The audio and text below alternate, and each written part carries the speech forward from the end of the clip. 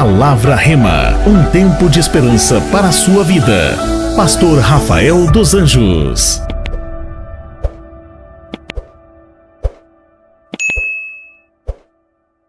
Abra sua Bíblia no Evangelho de João, capítulo 4. Nós vamos ler a partir do versículo 1.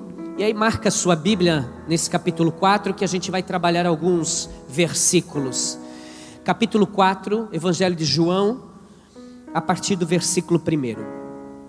Chegou a uma cidade, aqui é Jesus. Chegou a uma cidade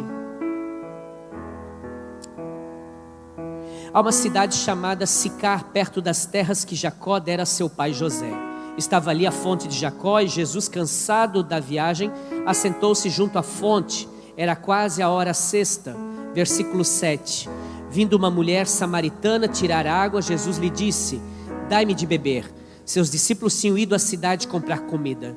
E disse-lhe a mulher samaritana: como sendo tu judeu me pedes de beber a mim, que sou mulher samaritana? Pois os judeus não se dão com os samaritanos. Versículo 10.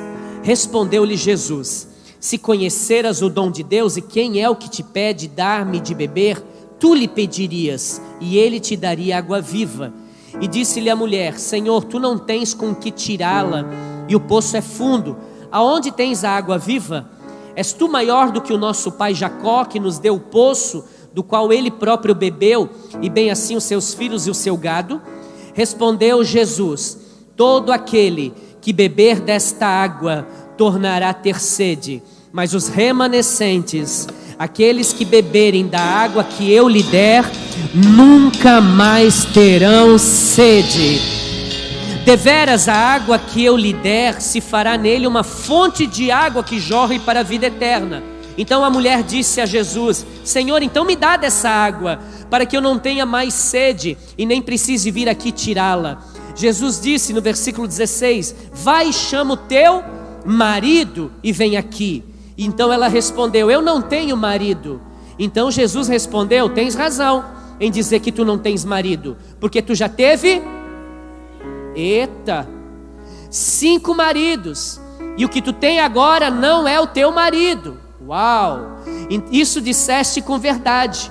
E disse-lhe a mulher: Senhor, vejo que tu és profeta. Nossos pais adoraram neste monte, mas vós, os judeus, dizeis que é em Jerusalém o lugar onde se deve adorar. E disse-lhe Jesus: mulher, crê-me, a hora vem em que nem neste monte, nem em Jerusalém adorareis o Pai. Vós, os samaritanos, adorais o que vocês não conhecem. Nós adoramos o que conhecemos, pois a salvação vem dos judeus. Mas vem a hora, e já chegou, igreja, em que os verdadeiros adoradores adorarão ao Pai em espírito e em verdade. Dá um glória a Deus aí, meu irmão. Pois o Pai procura a tais que assim o adorem. Deus é espírito, e importa que os que o adoram, adorem em espírito e em verdade. E disse-lhe a mulher: eu sei que o Messias, chamado Cristo, ele vem, e quando ele vier, ele vai nos explicar isso tudo.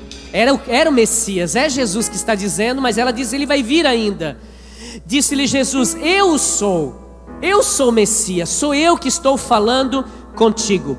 A Bíblia não relata todos os diálogos. A Bíblia diz que se fosse colocar na Bíblia todos os milagres que Jesus fez, não caberiam em todos os livros que for escrito no mundo. Nós temos alguns milagres, e não são poucos, são centenas de milagres de Jesus na palavra. E quando se fala também de diálogo, você vai ver poucas vezes momentos como esse. Sim, há conversa de Jesus com algumas pessoas, Jesus dizendo: vai, a tua fé te curou, o que tu queres que eu te faça? Mas diálogo, de parar e conversar, como Jesus está conversando aqui, poucas vezes você vai encontrar na Bíblia. E João faz questão de relatar essa história para nos ensinar alguns princípios aqui, porque essa, sem dúvida nenhuma, é uma história maravilhosa. É o encontro de Jesus com uma mulher samaritana. Jesus, judeu, a mulher samaritana. O texto é explícito, é fácil de compreender. Jesus vai chegar no poço de Jacó, aonde ela está tirando água para encher seus cântaros e levar para sua casa. E quando Jesus chega, Jesus pede água de beber a ela, e ela diz: como tu, sendo judeu, quer falar comigo? Por quê?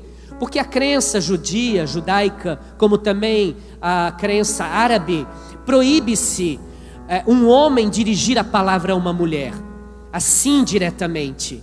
Nós, quando fomos a Israel em uma das viagens, em 2012, eu lembro que foi com a gente um diácono lá de Balneário Camboriú, uma pessoa maravilhosa, incrível, carismático, simpático ao extremo. E quando a gente chegou em Cesareia Marítima, ele, em algum momento, ele se dirigiu a uma mulher para pedir para tirar uma fotografia, porque a mulher, ela estava de burca, e como nós aqui não temos o hábito, para ele, e não só para ele, como para todos nós, foi uma surpresa ver aquela mulher daquela forma, na sua cultura. Ele queria tirar uma foto com aquela mulher para mandar para sua família. E quando ele pediu para tirar foto, na mesma hora um homem se aproximou, que eu acredito ser o pai daquela mulher, e ele começou a xingar esse homem, xingar, e parecia que ele iria agredir, porque o árabe, quando ele fala, já parece que está xingando. E quando ele xinga, então, imagine. E ele começou a falar alto, alto, alto, alto, até que o guia que estava com a gente chegou e apaziguou aquela situação. Aí o guia reforçou a informação que ele já tinha dado para nós. Se você quiser conversar com uma árabe, com uma judia, você precisa conversar primeiro com o pai dela. Você precisa primeiro conversar com o marido dela, com aquele que é o tutor sobre ela. Aí então, se ele autorizar, você vai poder tirar uma foto. E o que você fez é uma violação de princípios para eles. É por isso que essa mulher questiona Jesus. Ela diz: como tu, sendo judeu, vem falar comigo que sou principalmente uma samaritana? Já viu o bloqueio de um homem conversar com uma mulher? E ainda por cima, os dois não eram da mesma crença, da mesma religião. Um era judaico, a outro é também judaico, mas ele era misturado, porque o samaritano é judeu, mas ele é misturado com outro povo. E o judeu não reconhece essa mistura. Não adianta você dizer: eu tenho nacionalidade judaica. Você misturou com alguém? Sim, então você não é judeu. Para eles é assim: ou é judeu ou não é judeu. E ela, samaritana, tendo sim na sua essência, na sua árvore, com certeza ela tinha esse histórico judaico, mas havia realmente um bloqueio para que os dois pudessem conversar. Jesus pede água de beber. 2 vezes na Bíblia você vai encontrar Jesus pedindo água para beber. A primeira vez é aqui, junto com essa mulher. E a segunda vez você vai encontrar na Bíblia quando ele está na cruz e ele tem sede. E a Bíblia diz que eles embebedam com vinagre um isopo e colocam na boca de Jesus. Quando Jesus coloca a boca no isopo e percebe que é vinagre, ele não bebe. Não pelo fato de ser vinagre, mas pelo fato de ser o fruto da vide. E ele havia prometido na última ceia que ele nunca mais participaria da ceia, nunca mais ele iria beber do suco da vide até aquele dia. Aquele dia que ele estava falando é o dia em que nós estaremos na glória com ele. No dia que ele nos arrebatar e nós estivermos junto com ele nas bodas do Cordeiro, lá vai ser o momento em que o Cristo vai voltar a beber o suco da vide, porque assim ele prometeu. Mas ele não vai beber sozinho, ele vai beber com remanescentes dessa terra, em nome de Jesus. É interessante demais essa história, porque quando Jesus pede água de beber àquela mulher, ele sabia disso tudo que eu estou te relatando. Então por que é que Jesus pediu água de beber para aquela mulher? Porque Jesus estava ensinando aqui um princípio. Jesus, ele é especialista em criar oportunidades. Você teve uma oportunidade agora, por exemplo, de dar um glória a Deus? Jesus é especialista em criar oportunidades, igreja. Sim, Jesus, ele é especialista nisso. Agora, Jesus não criou uma oportunidade para aquela mulher dar água para ele. Jesus deu uma oportunidade de receber a água e falar o que ele vai falar para ela. Porque todas as vezes que Cristo cria uma oportunidade, não é para te abençoar somente. Ou aliás, não é para ele ser beneficiado somente, o que já seria tudo adoração a ele, mas é para que você tenha uma oportunidade de ser grandemente abençoado por ele. A Bíblia diz em Marcos capítulo 9, capítulo 10, melhor dizendo, que havia um cego lá em Jericó, na beira do caminho, que o nome dele era Bartimeu, ele era o filho de Timeu. E a Bíblia diz que ele começa a gritar pedindo para que Jesus curasse ele.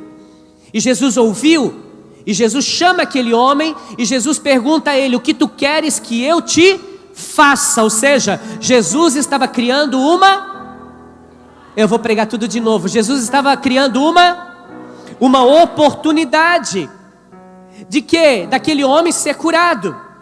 Jesus chega no tanque de Betesda, lá em João capítulo 5, ele entra pela porta dos leões, caminha, vai até aquele lugar, uma multidão de pessoas enfermas, porque havia uma crença que a água se mexia, e quem se jogava dentro da água primeiro, era curado naquele tanque, naquela piscina, e aquele homem estava na beira ali, mais um que estava à beira, né? Um na beira do caminho, agora um na beira do tanque, aguardando que a água se movimentasse. De repente, aquele que é a água viva chegou.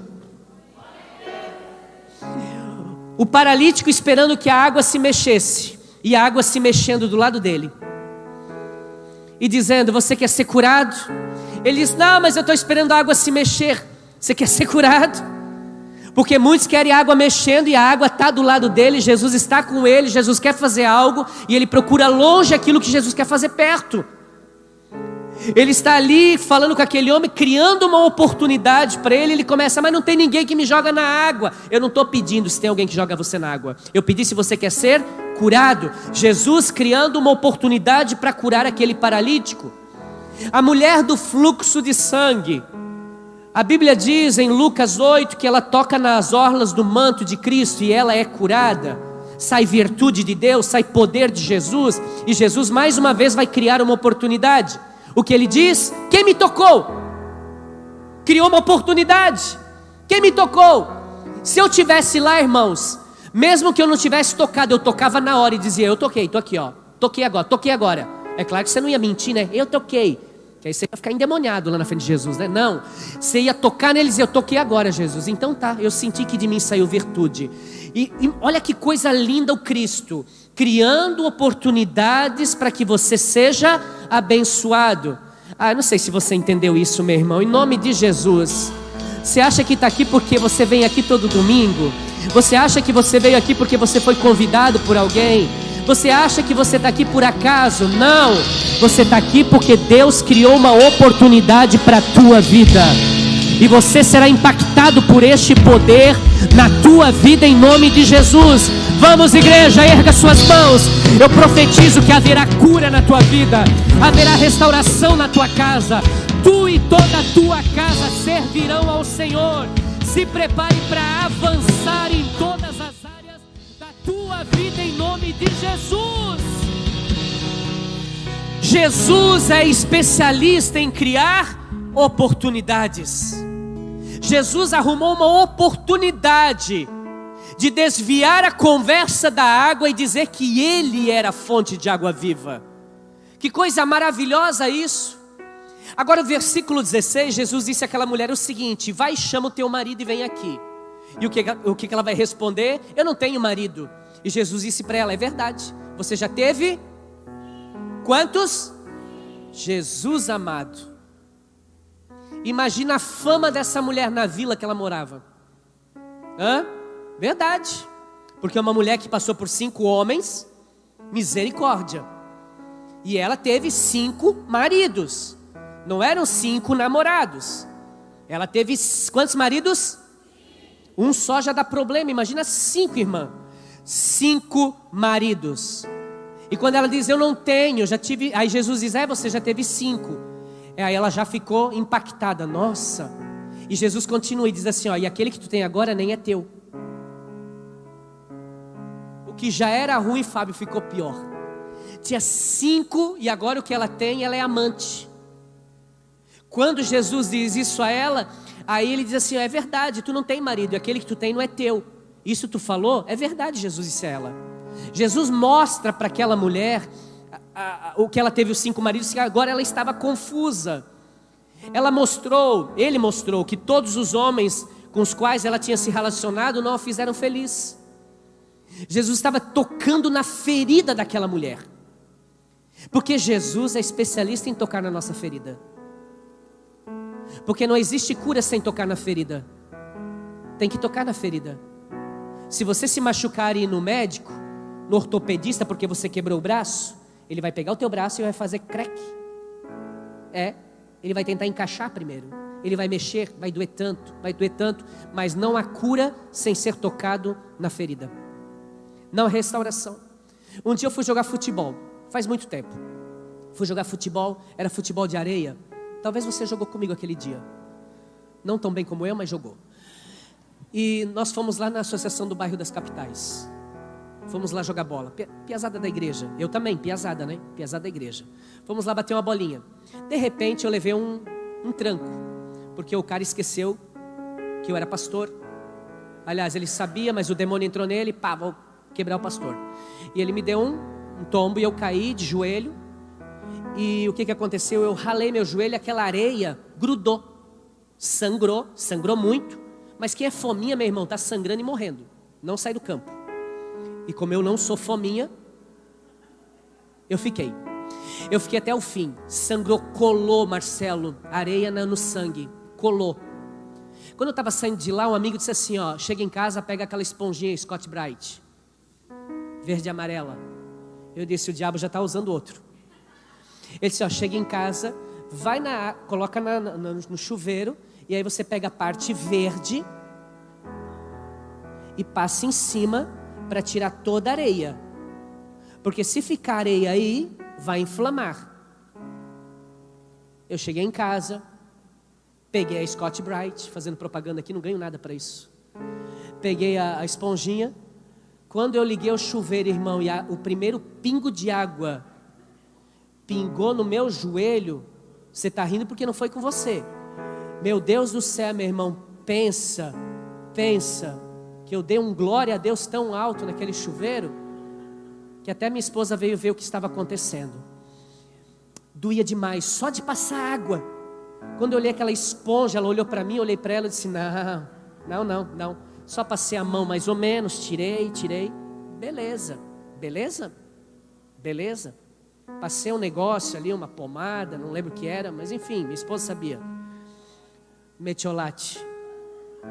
Não, metiolate esses de hoje em dia é muito Nutella. Se tivesse o raiz, sim, aí mais um grito e estava curado.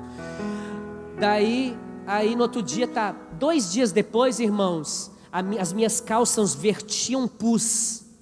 Não a calça, meu joelho que passava a calça, inflamou tudo inflamado, quase acabei no hospital para ter que resolver. Ou seja, tem coisa que para ser curado tem que mexer na ferida. E Jesus está mexendo na ferida dessa mulher.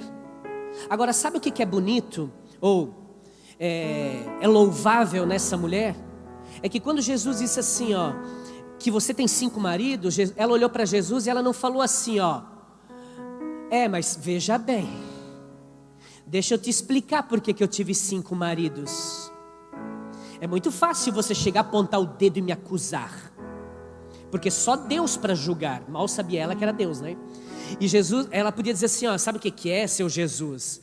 É que o meu primeiro marido, ele não me dava muita importância, não me dava muita bola, não conversava comigo, e ninguém merece um marido assim, né?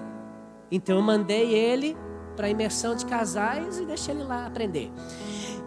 Aí veio o segundo. O segundo me dava muita atenção, só não me dava o cartão para ir no shopping. O segundo era mão de vaca, Deus me livre, não pagava nem uma coxinha para eu comer. Não tem quem suporta, né? Pelo amor de Deus, um cara miserável daquele, ganhava bem, não me ajudava. O terceiro eu vou te contar, o bicho era safado. Vivia olhando no retrovisor as meninas, parecia que tinha um negócio na cabeça, ficava olhando para os lados, assim, quando dirigia, olhava para lá, olhava no retrovisor. Não dá não, o bicho é uma galinha, um cara que não presta. Não quero não. Deixei do terceiro por isso. O quarto nem vou te contar porque tu não vai nem acreditar. O quinto então, misericórdia, durou 1 mês só. E esse que eu estou agora, ele é tão querido, mas ele é casado. E na hora que ele se separar da mulher para ficar contigo, se prepara que você vai ser a próxima vítima. Ele vai deixar de você por causa de uma outra mulher daqui a pouco também, porque o caráter dele é assim. Se ele não foi fiel ali, ele não vai ser fiel contigo. É mais ou menos isso que Jesus estava dizendo para ele. Olhe para ela, eu estou tocando na tua ferida. Mas essa mulher, ela não fala isso que eu estou te dizendo.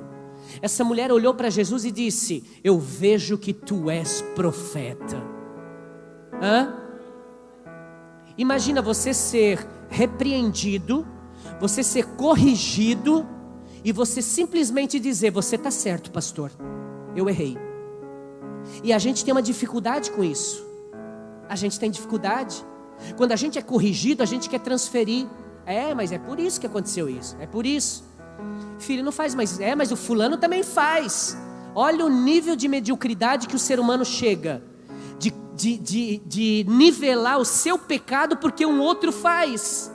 Mas eu vi que o pastor lá também fez, eu também faço. O problema é do pastor lá se ele é medíocre. O problema é do líder lá se ele é medíocre. Da ovelha lá se é medíocre. Você não pode se igualar a isso. O meu nível de igualar é na santidade, não no pecado. Não podemos nos nivelar por baixo. Temos que nivelar na santidade. Nas pessoas que buscam a Deus, é nessas que nós vamos nivelar. E é lindo a atitude dessa mulher, porque ela mostra aqui reconhecimento. Reconhecimento.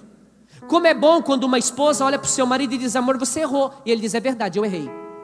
Como é lindo isso. Como é lindo quando um esposo diz para a esposa: amor, você errou. Ela diz: amor, verdade, me perdoa, eu errei. Infelizmente não é assim que na maioria das vezes acontece. Não reconhece o seu erro. Sabe que errou, mas é teimoso igual você sabe. O extraordinário de Deus acontece na vida de alguém que reconhece e muda. Um pastor amigo meu, muito amigo, me mandou uma mensagem e disse o seguinte, mandou um versículo que diz assim: corrige o sábio e ele será mais sábio. Corrige um tolo e ele passa a te odiar. Você é sábio ou é tolo? Responda para você. Quando eu sou corrigido, como eu reajo? Eu mostro se eu sou sábio ou se eu sou tolo. E quando ele mandou aquele versículo para mim, eu já entendi. Ele queria me corrigir em alguma coisa. E aí eu disse assim para ele. Aí ele, depois de mandar o versículo, ele falou assim: você é qual dos dois da história? O tolo ou o sábio? Eu disse: eu sou o sábio. Então eu vou te corrigir. Porque eu não perco mais tempo em corrigir o tolo. E eu tenho aprendido com isso. Aprendido com ele isso. Tem gente que não adianta corrigir. Você corrige 1, 2, 3 vezes, não adianta. É caso realmente dele com Deus. É só Deus para fazer ele mudar. É por isso que hoje em alguns casais estão em fase terminal. Por quê? Porque já perdeu até as esperanças. Porque todas as vezes que senta para ter um DR, uma discussão do relacionamento, você já sabe que não resolve, que não vai mudar nada. Então você já está entregando os pontos e daqui a pouco tchau, tchau, e você segue a tua vida sozinho. Infelizmente, essa mulher nos ensina o poder que há no reconhecimento e dizer: não, eu errei. Tá, pastor, ele te corrigiu? Me corrigiu. Uma coisa simples, mas como nós estamos sempre pregando, falando na frente de pessoas, eu já falei isso aqui, mas eu fiz um vídeo com um copo d'água. E no vídeo eu disse: quanto pesa esse copo d'água? 300 gramas? E ele mandou para mim que não existe 300 gramas. É 300 gramas. Olha que correção que ele me fez. Alguém ia dizer: mas será só isso? Mesmo que fosse mais. Quando você é sábio e recebe a correção de alguém, você tem que entender que se aquilo... Quantos tem filhos aqui? Deixa eu ver. Quem corrige seu filho? Baixou a mão? Não. Quantos corrige seu filho? Por quê? Porque você o ama. E a Bíblia diz que Deus só corrige quem Ele... Então se eu estou sendo corrigido em alguma coisa para mudança de vida, é porque Deus me ama. Não é porque eu estou apanhando. Hoje o pastor cajado puro bateu em mim, bateu. Não é eu. Sinta-se amado por Deus para você mudar de vida, para morar no céu em nome de Jesus. Reconhecimento. Agora não basta somente reconhecer que erra, é querer e se esforçar e mudar. A vida dessa mulher estava toda desarrumada. A vida sentimental desta mulher estava completamente comprometida. Mas Jesus, especialista em ajustar tudo, e é esse Jesus que está aqui nessa noite, e que vai fazer infinitamente mais do que aquilo que você possa pedir ou pensar, segundo o poder que opera em nós. Ele é especialista em fazer muito mais do que aquilo que você pensa ou imagina. E eu estou aqui para declarar sobre a tua vida que algo de Deus vai acontecer na tua vida, se você deixar, se você quiser, se você abandonar. Isso é maravilhoso, diga glória a Deus. Aí essa mulher diz para Jesus o seguinte: os nossos pais adoraram aqui. Aqui aonde? No poço de Jacó, que ficava no monte. Ela diz: olha, os nossos pais nos ensinaram que a oração, a adoração, ela tem que ser no monte. Vocês, os judeus, é lá em Jerusalém, no templo. É por isso que todos os anos eles iam ao templo para adorar a Deus. Alguns iam uma vez por ano só. Parece alguns crentes, só vão uma vez por ano na igreja. Mas desde aquele tempo já tinha, os judeus. Aí Jesus olhou para aquela mulher e disse o seguinte: vocês adoram um Deus que vocês não conhecem. Nós conhecemos.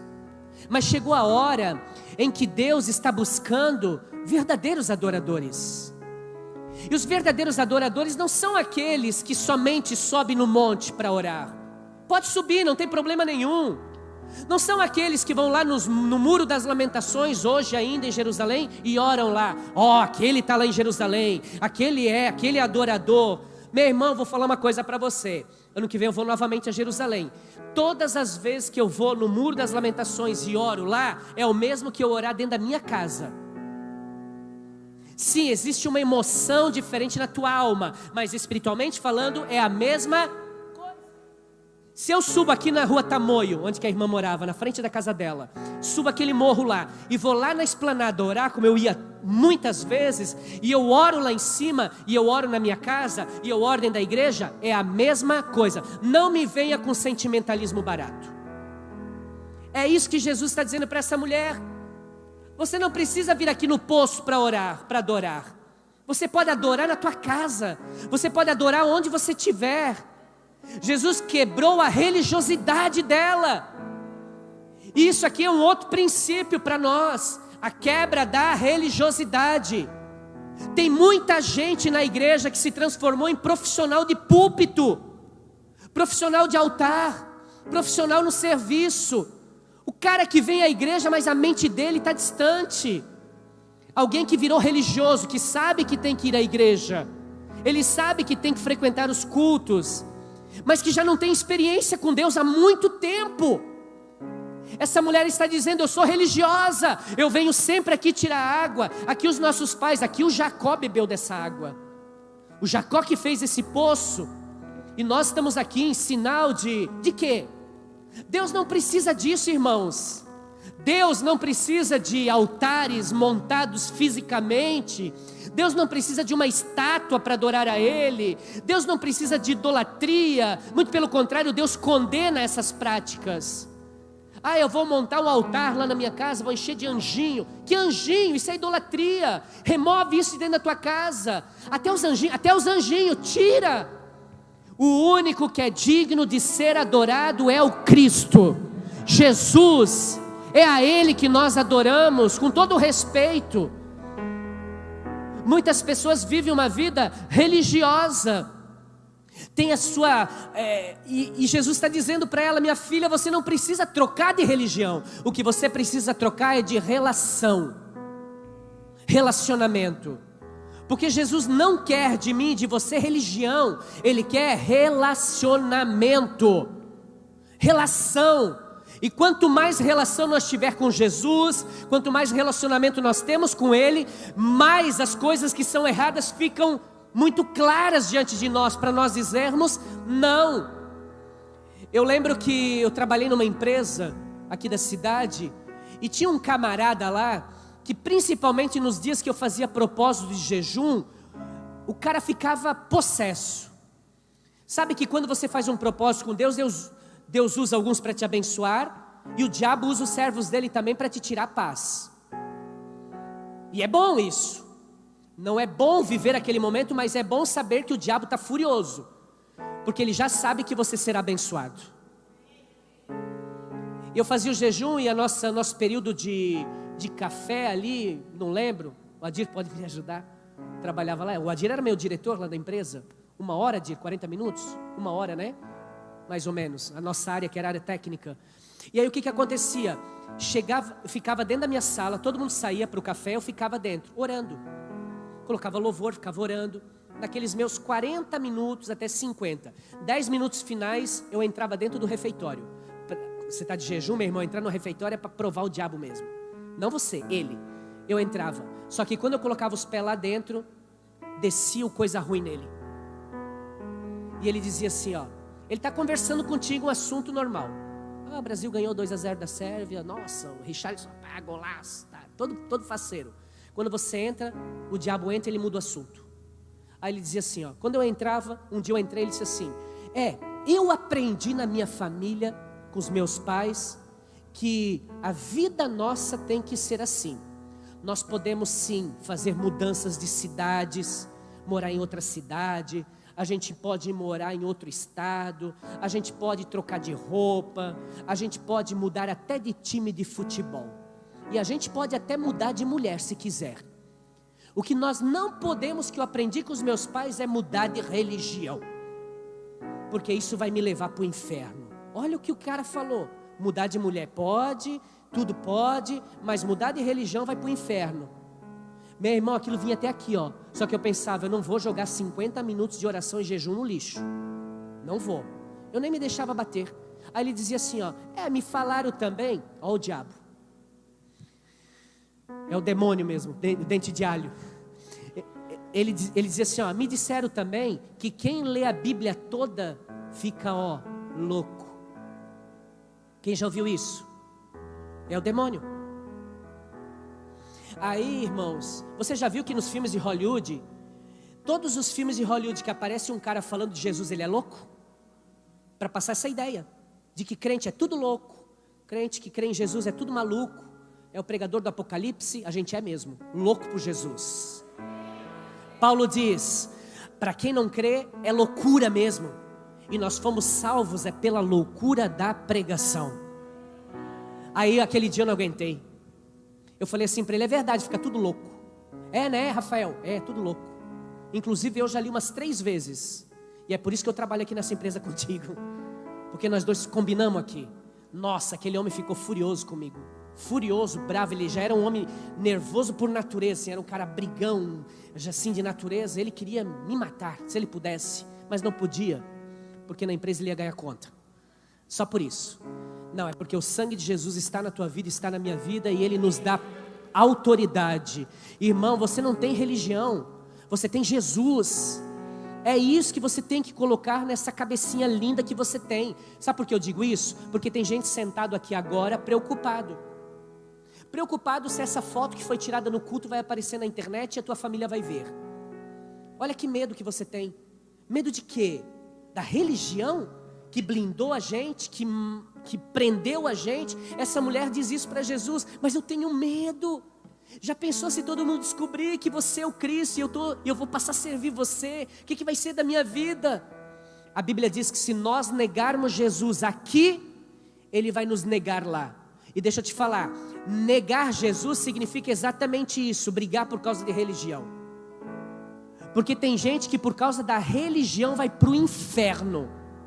É duro o que eu estou te falando, mas é verdade. E não é naquela igreja que você está pensando, é aqui também. Pessoas que são religiosas, que fazem tudo de forma mecânica. Jesus, quando chega no templo, ele fica assustado quando ele vê aquelas vendas de animais para sacrifício. Não era por causa da venda, era por causa do produto que estava sendo vendido, que era o quê? As pombinhas para sacrifício. Jesus chuta as barracas, faz um escarcéu lá na frente. E depois ele olha os judeus ortodoxos orando e ele diz, esse povo honra-me com seus lábios, mas o coração deles está distante de mim. É um povo que ora mecanicamente. Antigamente tinha umas bolinhas que ele ficava contando. Agora ele vai na igreja, mas a cabeça dele está longe. Está assistindo o jogo e orando. O Júlio, sexta-feira, falou para mim, quinta-feira, estava preparando a palavra para pregar na quinta-feira à noite. Eu disse, Jesus viu, Júlio, estou assistindo o jogo do Brasil e preparando a palavra. Jesus viu. Ele disse, não, pastor, olha, Júlio, tu ficou assistindo o jogo no cantinho e preparando a palavra do outro lado. Eu disse, não, pastor, estava lá e consagrado. É isso aí. Irmãos, lamentavelmente muita gente está preso nesse princípio de religiosidade, e ele precisa ser quebrado, e nessa noite vai ser quebrado em nome de Jesus. Diga amém. Diga amém. A tua adoração tem que ser genuína. Não tem que nem estar preocupado com o irmão que está do seu lado. Tem crente que se assusta que o irmão que dá um glória a Deus mais alto do lado ali. Dá um glória a Deus aí, meu irmão, deixa eu ver. Aí o irmão já olha, para que isso? Deixa ele se expressar, deixa ele adorar a Deus como ele quer. Não quer dizer que quem dá alto também não esteja adorando. Meu tio um dia dormiu na minha casa, irmão da minha mãe. E à noite, quando eu fui dormir, desde muito cedo, meus pais nos ensinaram o princípio da oração, mesmo não sendo evangélicos. Mas eles nos ensinaram desde garotinhos pequenininhos. Nos ensinaram a oração do Pai Nosso, nos ensinaram a oração do anjinho, meu bom amiguinho, me leve sempre para o bom caminho. A gente orava para o anjinho levar a gente para o bom caminho, mas a gente pegava um caminho diferente dele, né? Quando era criança. Enfim, mas a gente orava toda noite. E um dia meu tio dorme no quarto nosso. E eu lembro que quando eu fui orar, ele ouviu eu orando. Orei o Pai Nosso, orei a oração do anjinho amiguinho. E quando acabei a oração, ele olhou, ele disse assim: Deus não recebeu a tua oração. Eu disse: por que, tio? Ele disse assim: porque você tem que orar de joelho. Porque deitado Deus não vai receber a tua oração. Na minha ingenuidade de criança, eu acreditei nele. E a partir de então, todos os dias, eu dobrava o meu joelho e orava. Até me converter, genuinamente. Aí o dia que eu me converti, eu entendi que Deus não quer somente você de joelho dobrado. E que o que adianta você estar de joelho dobrado, mas a tua mente está distante de Deus? O que adiantava eu dobrar o joelho e fazer uma oração decorada, que não tocava no coração de Deus, e não havia uma mão dupla onde que eu subia com a oração e Deus descia com a sua glória. Aí eu entendi que Deus busca verdadeiros adoradores, e não importa se é de joelho, deitado, sentado, plantando bananeira, não importa, irmão. O importante é eu abrir a minha boca e orar de forma sincera com Deus. Sincera. Eu posso estar dentro do meu carro dirigindo, então quer dizer que a minha oração dentro do carro não vale?